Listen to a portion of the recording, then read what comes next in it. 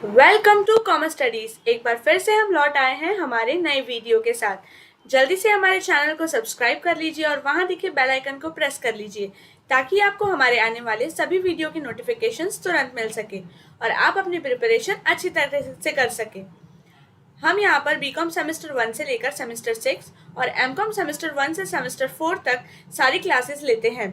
साथ ही आप हमारा टीचमेंट चैनल ज्वाइन कर सकते हैं जिसके साथ आप हमारा लाइव लेक्चर अटेंड कर सकते हैं एंड उसके अंदर सारे पीडीएफ्स और सब कुछ इजीली अवेलेबल है। तो चलिए शुरू करते हैं आज। Financial accounting and auditing M Com semester 2 lease accounting. इससे पहले हमने इसके ऊपर एक थ्योरी सेक्शन लिया था। थ्योरी सेशन में हमने पूरा बताया था कि लीज अकाउंटिंग क्या है, उसके कैरेक्टरिस्टिक्स क्या है, उसके कितने टाइप्स होते हैं, सबसे इंपॉर्टेंट कौन से दो टाइप के लीज हैं, operating lease and financial lease, and वो क्या होता है और उन दोनों के बीच का डिफरेंस क्या है। तो आज उसी से रिलेटेड हम सॉल्व करने वाले हैं क्वेश्चन नंबर 1।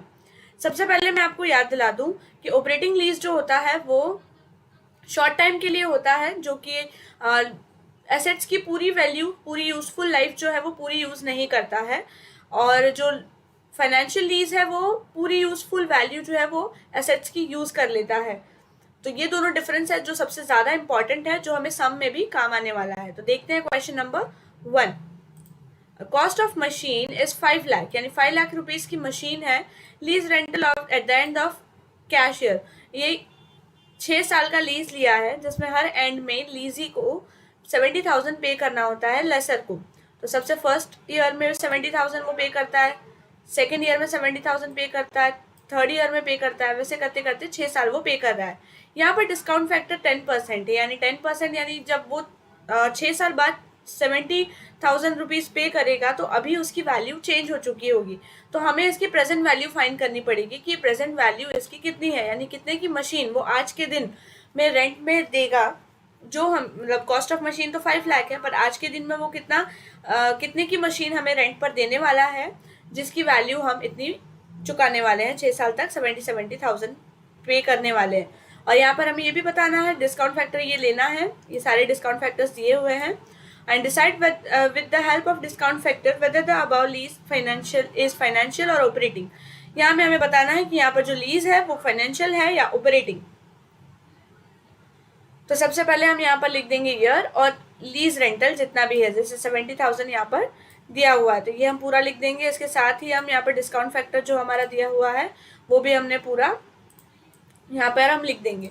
अब हमें ज़्यादा कुछ नहीं करना है, जस्ट ये 70,000 को हम 0.909, यानी आज में उस अगले साल जब वो पे करेगा 70,000 तब उसकी वैल्यू हो चुकी होगी, तब तक इन्फ्लेशन जो अपने आप बढ़ता है वैसे डिस्काउंट फैक्टर है उसकी वैल्यू हो चुकी होगी 63,000। तो वैसे इससे मल्टीप्लाई करेंगे, फिर इससे मल्टीप्लाई करेंगे सेकेंड ईयर में, थर्ड ईयर में, फोर्थ ईयर में, फिफ्थ ईयर में। ये सारी वैल्यूज जो है वो ऑलरेडी हमें क्वेश्चन में दी हुई है, 0.0909, 0.826, 0.751, 0.683।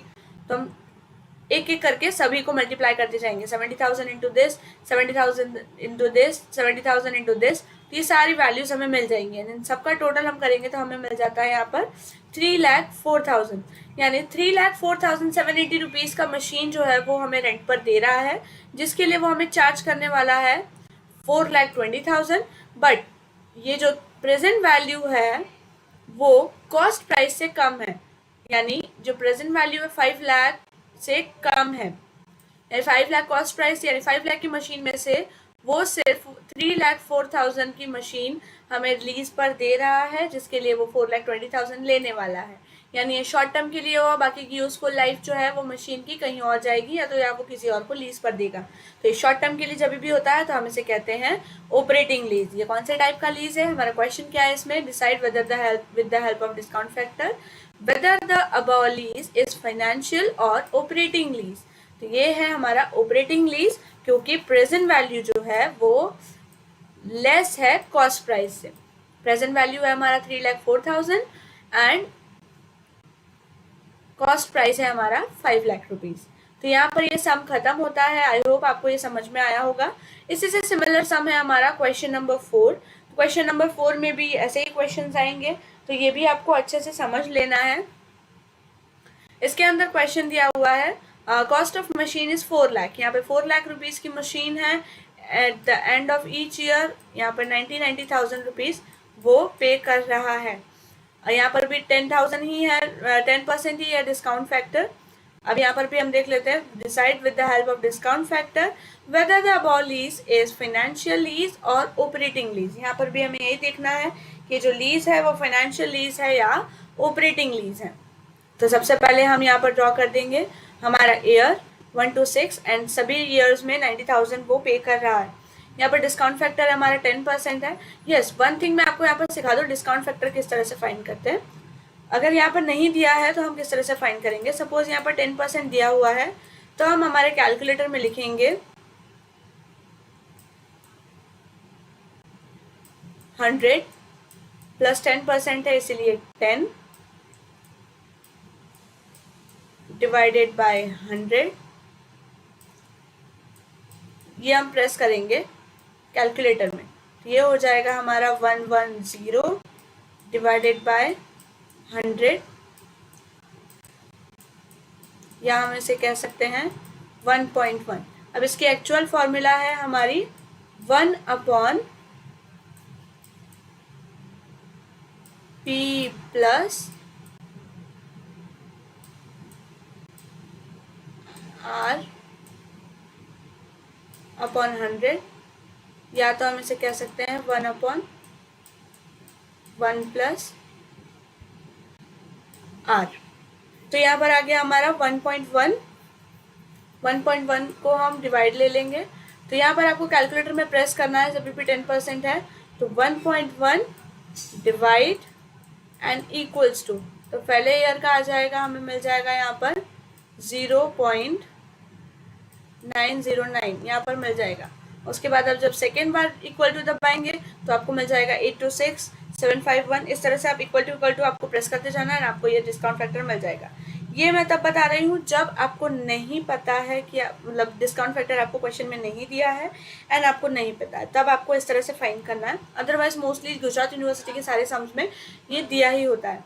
देन प्रेजेंट वैल्यू दी है यानी मल्टीप्लाई कर देंगे हम 90,000 multiply by 0.909, 90,000 multiply by 0.826, 90,000 multiply by 0.741, 90,000 multiply by 0.683, 90,000 multiply by 621,564।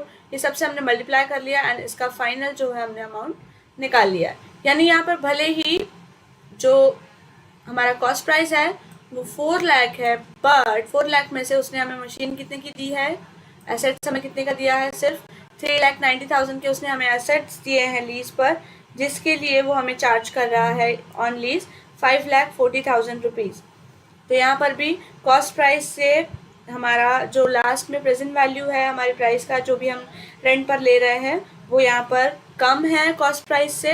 यानी अगेन यहाँ पर हमारा क्वेश्चन का आंसर है operating lease as present value is less than cost. अगर कॉस्ट प्राइस से हमारा 1 रुपी भी कम है, प्रेजेंट वैल्यू 1 रुपी भी कम है अगर कॉस्ट प्राइस से, तो आपको ऑपरेटिंग लीज ही यहाँ पर इशू किया हुआ है। अगर ये 4 लाख से ज़्यादा होता तो हम इसे कहते फाइनेंशियल लीज, बिकॉज उसने पूरी की पूरी एसेट्स, या तो 4 लाख भी होता तो हम इसे कह सकते थे कि ये फाइनेंशियल लीज है, बिकॉज इसने पूरी एसेट्स की यूजफुल लाइफ को यूज़ किया है, उसकी जो पूरी अमाउंट थी उसने यूज़ किया है।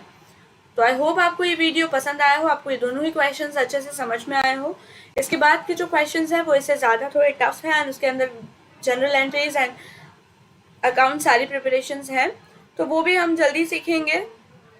अगर आपको ये वीडियो पसंद आया हो तो प्लीज़ हमारे चैनल को सब्सक्राइब कीजिए, शेयर कीजिए, लाइक करिए एंड हमारे कमेंट सेक्शन में ज़रूर लिखकर बताइए कि आपको हमारी वीडियोस कैसी लग रही हैं।